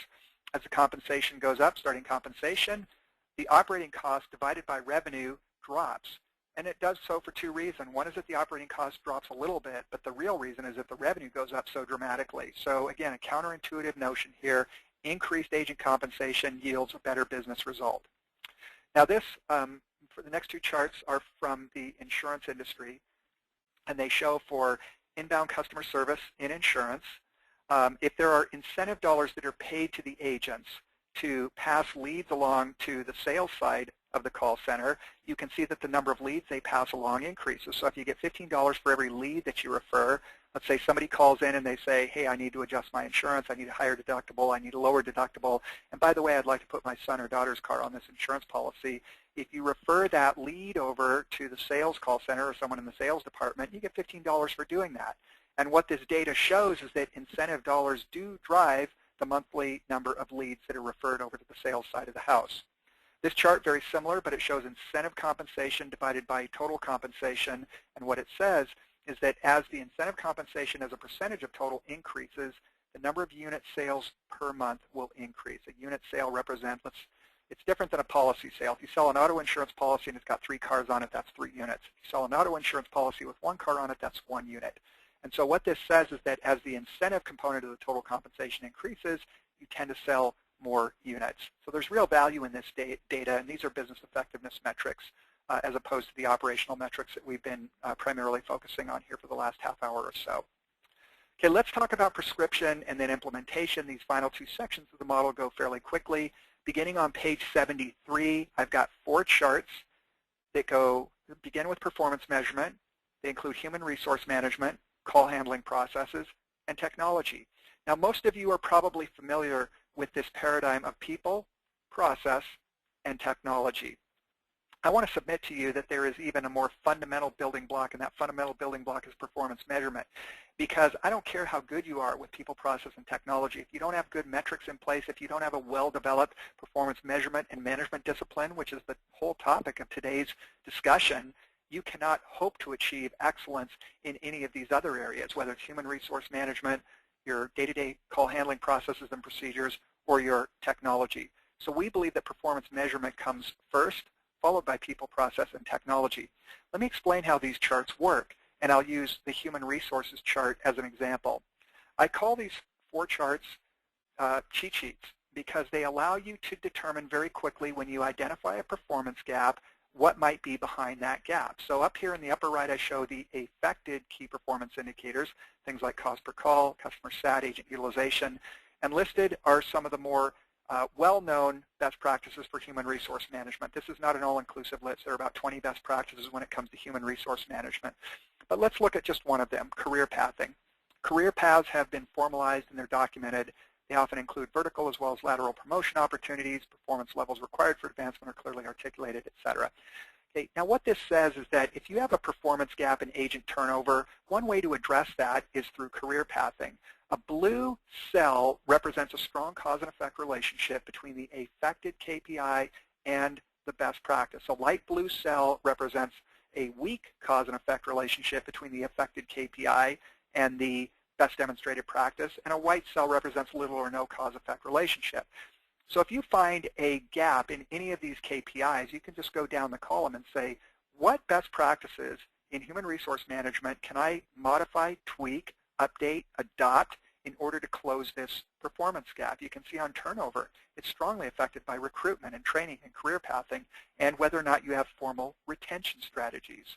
So these charts are a cheat sheet in this respect. They help you diagnose the underlying drivers of any performance gap that you might identify in a benchmark. Now you'll notice that the operational metrics are kept separate, but the business effectiveness metrics are lumped together. And the reason for that is that the business effectiveness metrics tend to move together. However, the operational metrics do not necessarily move together, and that's why I've kept them separate here, but I've lumped together the business effectiveness metrics. Now there's a similar set of charts that we use when we're trying to diagnose performance gaps. They work very simply like this. If we have a gap in customer satisfaction and our target is 90%, we know that some of the key drivers of customer satisfaction are the FCR, call quality, some of the soft skills, that is customer service soft skills, and the handle time. So we would set a performance target for each one of these, and then there would be a best practice prescription that goes along with that that is designed to close a gap in customer satisfaction. Similar charts for cost per contact, agent utilization, FCR, and agent job satisfaction. These are just a tool that we use, very simple tool, but they're very effective in helping us focus our thinking and identify the best practices that will enable us to close specific performance gaps on specific key performance indicators. Now, the scorecard I introduced earlier for the aggregate customer service call center can also be used in a sales environment. This is a typical sales effectiveness scorecard. You can see the metrics here: sales dollars per rep per month, policies sold. This would be in an insurance environment: policies sold per rep per month, average size of sale, percent of contacts yielding a sale, and the number of units per sale. Mechanically, this works exactly like the overall inbound call center scorecard that I showed you earlier. However, this is for a sales call center. You can use it to compare against other call centers, just like we did for the inbound customer service call center, and we can put together a cause and effect diagram just as we did for the operational metrics. If our goal is sales effectiveness, and we define that as being sales per rep per month, policies sold, average size of sale, percent of contacts yielding a sale, and the number of units sold, we define this as sales rep effectiveness. That in turn is driven by sales rep satisfaction, which is in turn driven by career pathing, training, incentive compensation, and coaching. So this represents a very similar cause and effect diagram for some of the business effectiveness metrics around sales. Let's finally turn our attention to the last section of our model, which is implementation. This is where the rubber meets the road. Shown here on page 86 is a very simplified action plan that a client of ours put together a few years back. They were not performing well when we conducted an initial benchmark for them at the beginning of the year. They put together an 8-step action plan that they were committed to executing over the following 10 months. The steps in their action plan included documenting their call handling standards, adopting a balanced scorecard. They hadn't been surveying their customers. They started doing that. They created an agent career path and they documented it. They started doing root cause analysis to eliminate calls at their source. They defined specific performance standards for their agents. They rewrote their IVR menus, and then they put in place a Verint Witness call monitoring system. And they did achieve world-class performance in that 10-month period of time. Most call centers get there much more quickly. Generally, 1 to 5 months is about the typical amount of time it takes a call center. Once they embark upon this journey to achieve world-class performance, it's usually about a 3 to 5 month process.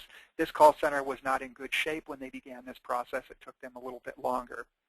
Another way to look at the action plan that comes out of a benchmark would be to put it on a chart like this, where you show relative impact on the x-axis, relative cost on the y-axis.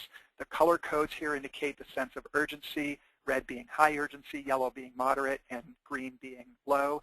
This allows you to cherry pick and find the low-hanging fruit. You would clearly take advantage of recommendation number 1 before you did recommendation number 8, because not only is 1 lower cost than recommendation number 8, but recommendation number 1 has a higher impact than recommendation number 8. So this is just one more tool that you can think about using when you get to this stage in your continuous improvement initiative. You want to improve your call center performance. You can prioritize the action plan on a chart like this. Let's not forget that establishing performance goals is one of the primary reasons we have metrics in place. Those goals should be established both for the call center and for individual agents. This is important because the call center is not a living, breathing entity, and the call center by itself cannot be held accountable for anything, but agents can be held accountable. And so it's important to establish goals for the call center, but what you also want to do is push those goals down to individual agents within the call center. And one of the tools, this is the third rendition of the scorecard that I'm presenting today, one of the tools that helps drive that accountability is what we call the CSR scorecard. Now this scorecard, again, mechanically it works exactly the same way as the sales scorecard I showed you about 5 minutes ago and the inbound customer service scorecard that I showed you about 45 minutes ago. You can see the metrics here. There's a productivity metric, inbound contacts handled. There's a quality metric, customer sat. There's a productivity metric, utilization. There's a call handling metric, FCR, and then there are some soft metrics or subjective metrics like teamwork and initiative and mentoring.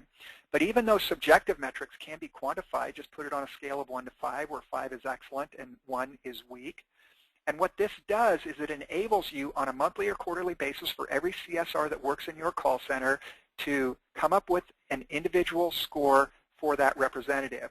And it's a great way to objectify what is otherwise a very subjective process. All of you on this call have been on the receiving end of performance reviews and have probably also given performance reviews. And in general, those performance reviews are somewhat not very satisfying because they tend to be very subjective. Like, yeah, you're doing a good job, but I think you could try harder, or you're doing a good job, but I think you could probably improve your utilization. What this does is it takes all that subjectivity out of the feedback and it objectifies it. And it lets each individual agent know on a monthly or quarterly basis how they're performing relative to their peers. So this score over here aggregates the 7 metrics that are included in the CSR scorecard and enables this particular agent to see how they stack up versus others in the call center. Now, this used to be fairly controversial, but it's not anymore. Almost every call center we work with will now post the scores of every agent that works in the call center. They don't identify them by name. You don't want to embarrass anybody.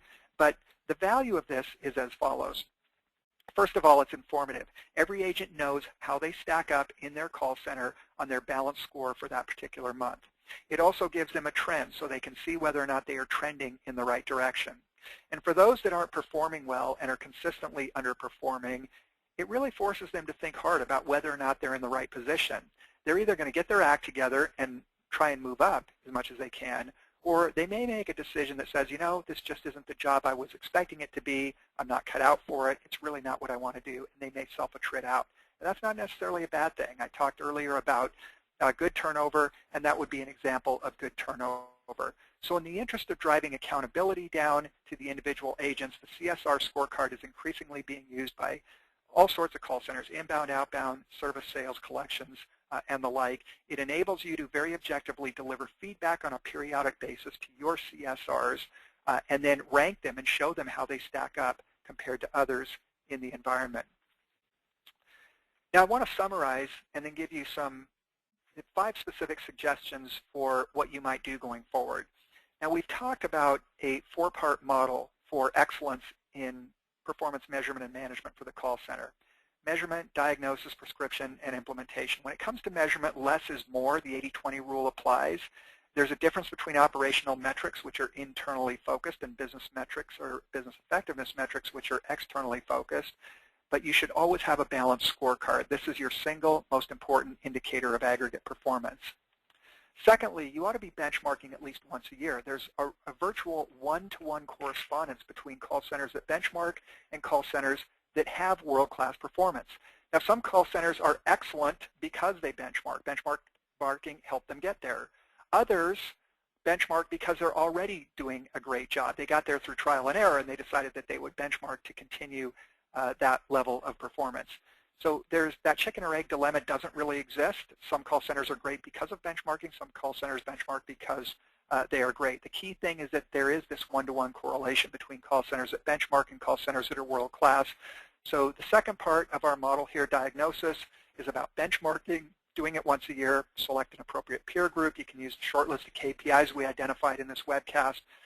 Find out what your performance gaps are through benchmarking, and then determine, diagnose the underlying drivers of those performance gaps. Thirdly, develop an action plan based on the gap analysis and the industry best practices.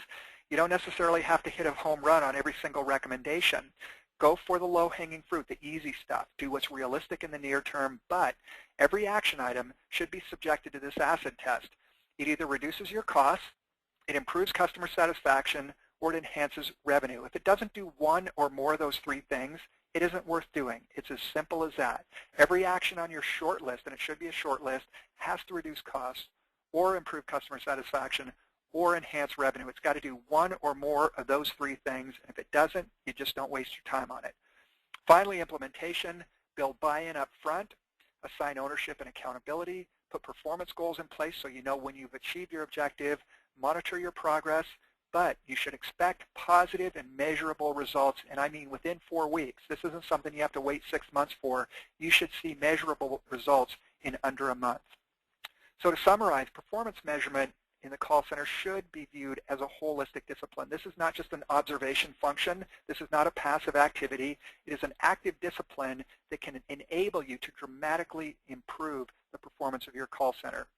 Successful measurement goes way beyond tracking and trending to produce actionable insights. The near-term goal for all of you should be improved performance. Ultimately, what you want to be able to claim is world-class performance, and I define that for you very early in this presentation. Effective performance measurement and management is the key to becoming world-class, but you have to take action. For those of you who were around and may recall this Nike campaign in the 1990s, just do it. really refers to the idea that when everything else is done, all the conditioning, you've bought the clothes, you've bought the shoes, just go out there and make it happen. Play basketball, play football, run the marathon, whatever it might be. The same thing is true when it comes to call center key performance indicators. Now that you know what drives success in key performance indicators for the call center, you have no choice but to just go out there and do it. I want to suggest a number of things that you can do here in the short term to get some benefit from today's webcast. Now in a minute I will get to the questions that are queued up that have been typed into the dialog box, and I will answer all of those questions. But let me just wrap up with these closing remarks. The first thing you can do is go to our website and become a free member. That gives you access to all of our free content, our white papers, our recorded webcasts, our presentations, and the like. I'd encourage you to connect with us on social media.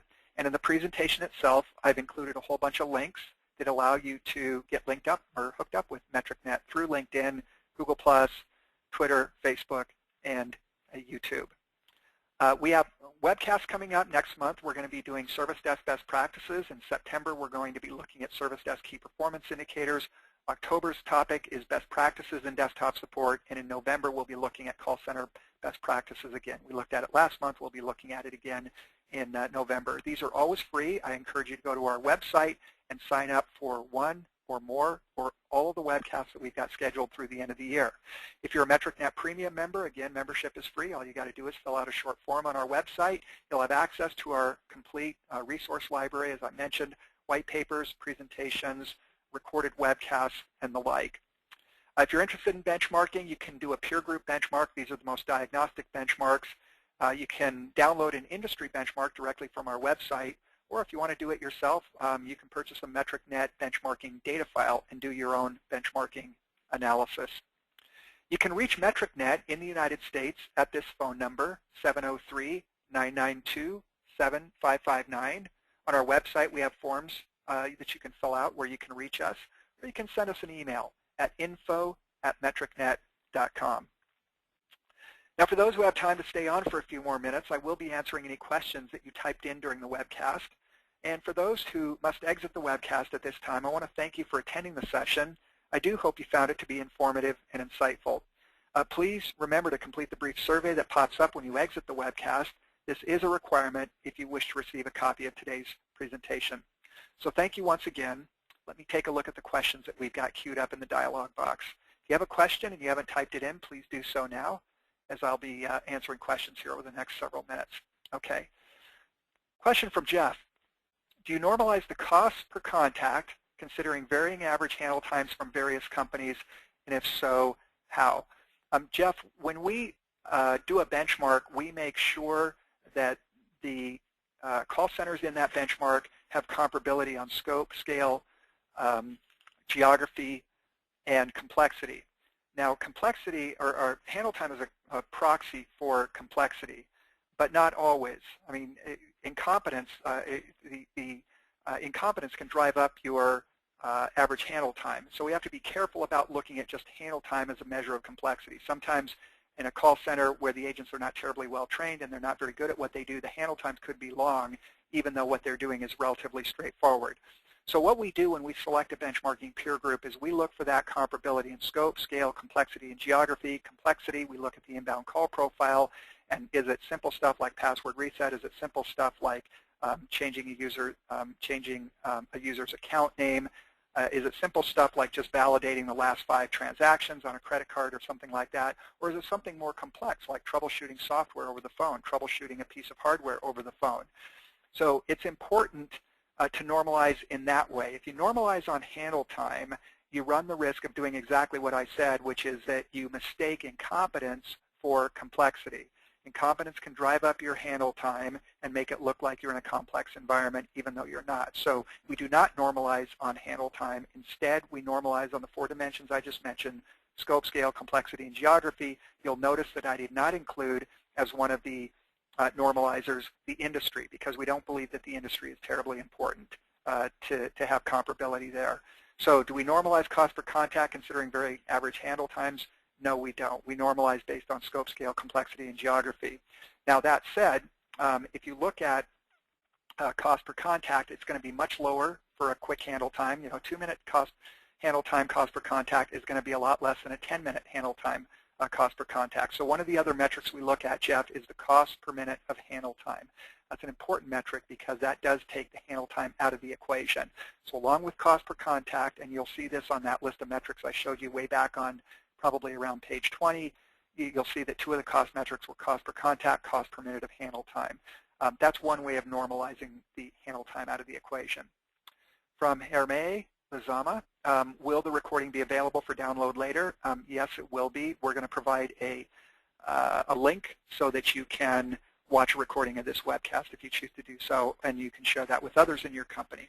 From Philip, a service center with a high agent utilization rate will likely have a low agent job satisfaction rating. What are the keys to having a high agent utilization rate and still drive agent job satisfaction higher? What Philip is referring to is the fact that if agent utilization goes too high, agents start to get burned out. That increases attrition, and it oftentimes reduces job satisfaction. So the typical utilization rate that we like to see in a technical support center is about 55%. If you get up above 60%, you are going to experience high turnover rates and low morale. So you just have to keep it below 60%. That's our belief. But there's just as much risk of going too far in the opposite direction. If your utilization rate is only 35 or 40 or 45%, it means that you've got excess resources and your costs are probably going to be too high. So what are the keys to having a high utilization rate and still drive agent job satisfaction? The key is to not go past 55 or 60% on utilization and to manage agent job satisfaction appropriately. I showed you what some of the key drivers are. You've got training, you've got coaching, you've got career pathing. Those are some of the ways that you can manage agent job satisfaction, even in a stressful work environment like technical support. Okay, question from a different Philip. You mentioned cost per contact, but what if process changes drive handle time? Wouldn't a cost per workload minute or something like that be a more robust and circumspect metric? Yes, you're right. You can put processes in place that reduce the handle time, and that's definitely true. If you're in a fair benchmark, though, Philip, you're going to be compared against other organizations, some of whom may have those robust processes and some of whom may not have it. So to the extent that you've adopted processes that reduce your cycle time, you're going to look better in that benchmark than the peer group would. So again, we try and take that into account when we conduct a benchmark. You can put processes in place that allow you to get things done better and faster and cheaper. A good benchmark will recognize that, and a scorecard will, if you're really doing what you're describing, your overall aggregate score on the balanced scorecard is going to be higher than that of a call center that has not adopted some of these more robust processes. So in a good benchmark or in a good analysis where you take a 360-degree look at the organization, you look at a whole variety of different performance metrics, and you have a balanced scorecard, everything sort of takes care of itself. And you're not put at a disadvantage by virtue of the fact that you've done some things right around process that enable you to reduce your handle time and possibly increase your first contact resolution rate, increase customer satisfaction as well. Okay, next question. Let's see. How do you consider cross-training? When do the efficiency gains of cross-training negatively impact agent efficiency, agent sat, and customer sat? This question is from David. And cross-training, I assume, David, correct me if I'm wrong. If you want to clarify this question, please do so. Cross-training, if I'm understanding this correctly, would mean that you train an agent for multiple queues. So their normal queue might be, for example, collections, and a secondary queue that they work in might be accounts payable or accounts receivable, or it might be customer service, or it might be billing inquiries. In other words, they're trained to work in not just one queue, but work in multiple queues. The key to making this work is that you don't cross-train every single agent for every single queue. That's a mistake. Some call centers do that, and what they end up with is a very diluted agent who knows a little bit about all the queues but is not expert in any of them. What you want to do is take your best or your better agents and cross-train them to work in multiple queues. This gives you an advantage because it allows you to move resources around and attack those areas that are in danger of falling out of service level compliance. So if you get a spike in one queue, you can pull people off a different queue and put them into the spiky queue. That is, put them into the queue where you're getting a backlog. So there are advantages in doing this in that you can utilize your human resources more effectively and you can sort of get on top of the Erlang distribution. In other words, you can sometimes creating individual queues within a call center takes away the scale effect that you get from, let's say if you have a 100,000 contact per month call center and you break it up into 5 queues of 20,000 calls each, basically you get the scale effect of a 20,000 contact call center, not the scale effect of a 100,000 contact call center. But by cross-training, as you're suggesting, if I'm interpreting this correctly, you can get back some of that scale benefit.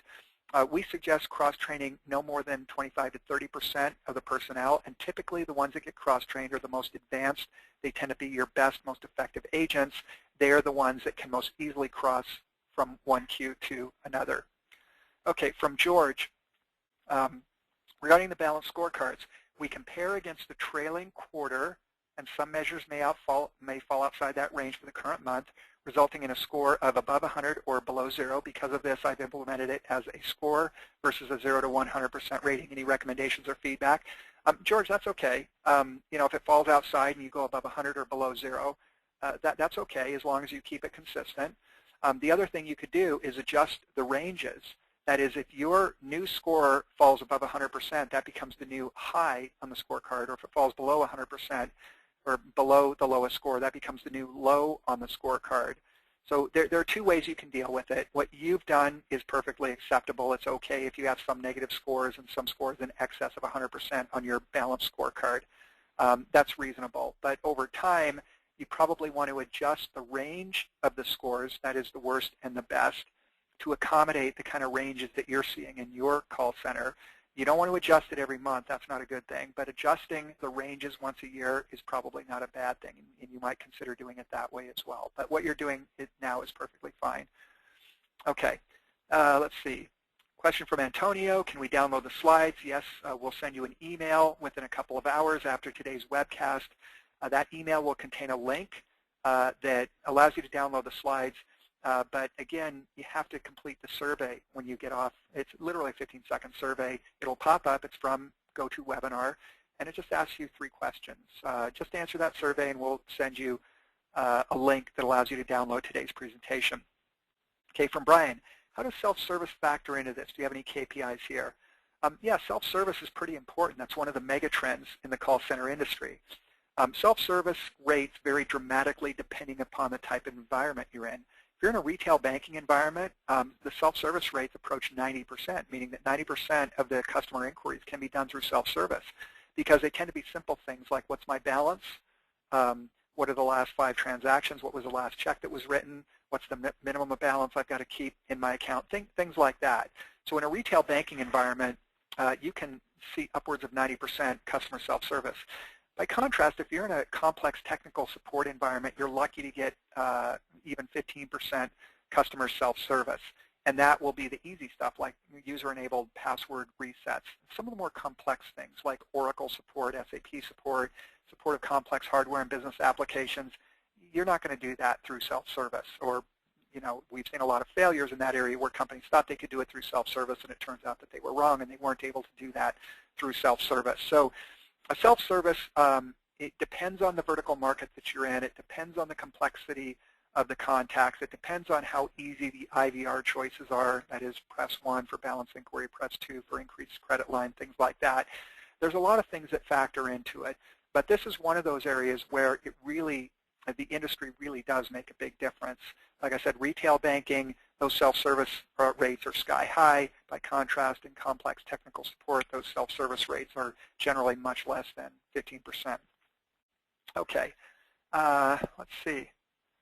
It looks like the last of the questions. I'll stay on for another few seconds here. If anybody has a question they'd like to type in, I'd be more than happy to entertain it. If not, I'll wrap up in a couple of seconds here. Okay. All right. There are no more questions, so at this point, I just want to thank you all again for participating in our webcast. I do hope that you found it to be informative and insightful. Don't forget to complete the survey that pops up when you exit the webcast. This is a requirement if you wish to receive a copy of today's presentation. So thank you once again. Good day now.